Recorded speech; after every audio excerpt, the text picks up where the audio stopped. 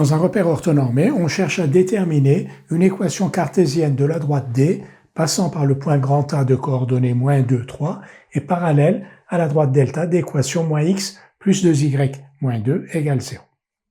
Nous avons donc représenté les données de l'énoncé sur ce schéma.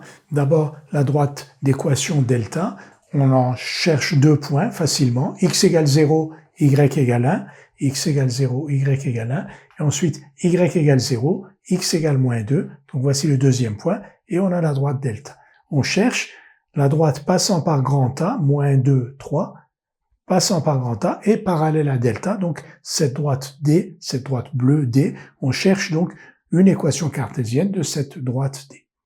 On connaît une équation cartésienne de delta. Connaissant une équation cartésienne de delta, on a tout de suite, par lecture directe de l'équation, un vecteur directeur de delta.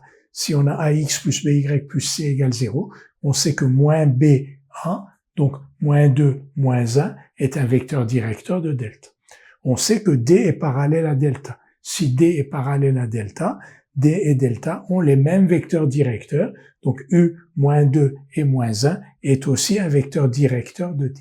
Plus exactement, ce que l'on a appris, c'est que si d et delta étaient parallèles, alors leur vecteur directeur était collinaire. Donc, étant collinaire, un vecteur directeur de l'un est aussi vecteur directeur de l'autre. Donc, u, moins 2, moins 1 est un vecteur directeur donc de d. Connaissant un vecteur directeur de d, on peut tout de suite écrire une équation cartésienne de D qui s'écrit donc, qui est de la forme moins x plus 2y plus c égale 0, c appartenant à R.